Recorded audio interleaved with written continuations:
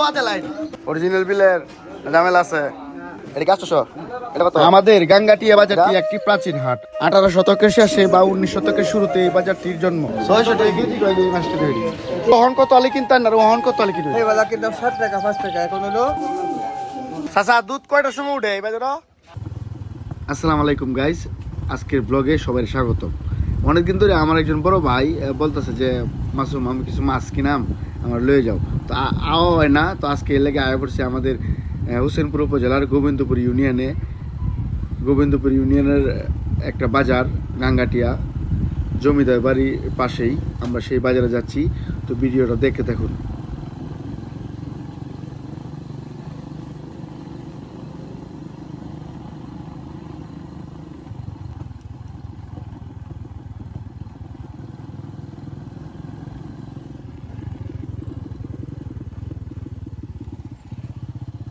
ভালো আছেন?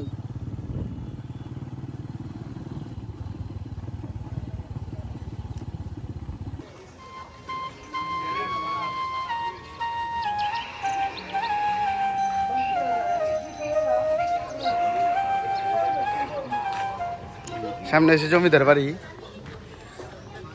জমিদার মানবেন্দ্র চক্রবর্তী। এটা হচ্ছে জমিদার বাড়ির পুকুর। এই যে হচ্ছে জমিদার বাড়ির গেট। চাষটেলা সবাই টিভি দেখতেছে। ভালো আছেন চাচা? টিভি দেখতেছেন নাকি? গাঙ্গাইটা বাজার আইসি মূলত মাছ কিনা লাগিয়া, বড় ভাই মাছ কিনবো এ লাগে আইলাম। এটা হচ্ছে গাঙ্গাইটা বাজার, মাছের বাজার।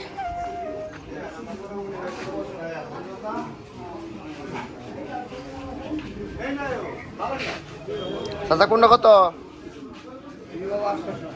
এটা কি 800? এটা কত? এটা এটা আর এটা কত? এটা 800। কোন মাছ এটি? এটা কি বিলের নাকি অরিজিনাল বিলের ঝামেলা আছে?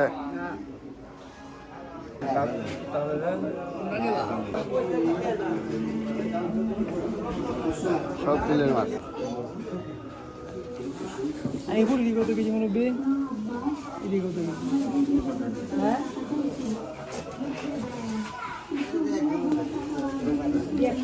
আচ্ছা, শিং মাছ নাই?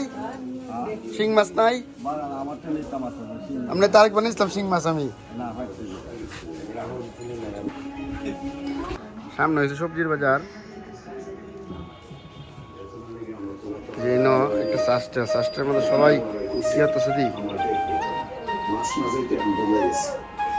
সবাই টিভি দেখতেছে। মাছ সেই মাছ চাচা এই ব্যক্তিগত কই কত টাকা কেজি কইন? কত দাম না? কত কেজি রাখতে পারবেন কইন? কত কেজি রাখতে পারবেন? কম হতো না? 600 টাকা কেজি কইলে এই মাছটা তৈরি। কত? 400। আচ্ছা, এডি টুয়া কত রাখবেন? যেডি টুয়াতে লাইন টুয়া ব্যক্তিগত কইন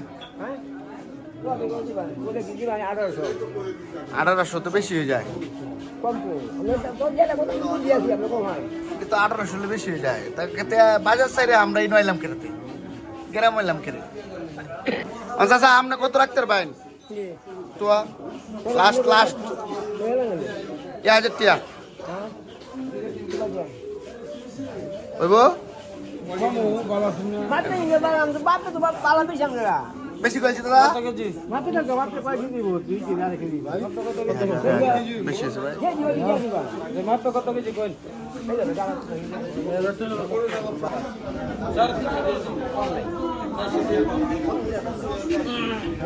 400 টাকা পর্যন্ত আমার দিল না। মাছটি লইছে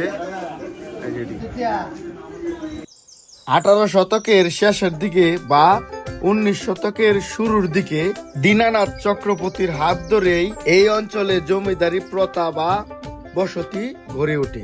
পরবর্তীতে এই জমিদারকে কেন্দ্র করেই গাঙ্গাটিয়া বাজার ও আশেপাশের জনপদটি বাণিজ্যিকভাবে প্রকাশিত হয়। মূলত শতাব্দী প্রাচীন গাঙ্গাটিয়া জমিদার বাড়ি ও স্থানীয়ভাবে পরিচিত ও মানববাবুর বাড়ির সঙ্গে এই গাঙ্গাটিয়া বাজারটি গুরুত্বপূর্ণভাবে জড়িত। এই যে আরেকটা হোস্টেল, হোস্টেলের পিছন দিয়ে সেই সুন্দর এই যে জমিদার বাড়ি দেয়া যাচ্ছে। চাচা দুধ কয়টার সময় উঠে এই বাজার? 12টা থেকে। মাছের বাজার তো 11টা থেকে শুরু হয় না? 10টা 11টা থেকে 10টা থেকে দুধ বেচা শুরু হয়ে পারে আর কি। সারাদিনে বিক্রি হয়? এমনি আজকে দুধের দাম কেমন আছে? 100। আচ্ছা, এইসব একদম গ্রামের খাঁটি দুধ। কি কাজ করেন? গরু ব্যবসা করেন। আচ্ছা, আপনি কি রইন?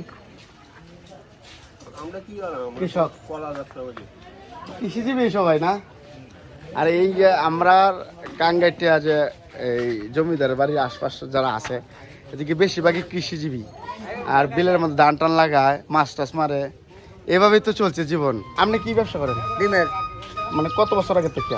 কত বছর আগে? মানে 1934 সালে আমি সরকারি করছি। তাহলে মানে কি পাকিস্তান আমল থেকে? মানে ব্যবসা করে এখন ডিমও জড়িত। এখনো জড়িত? এখনো জড়িত।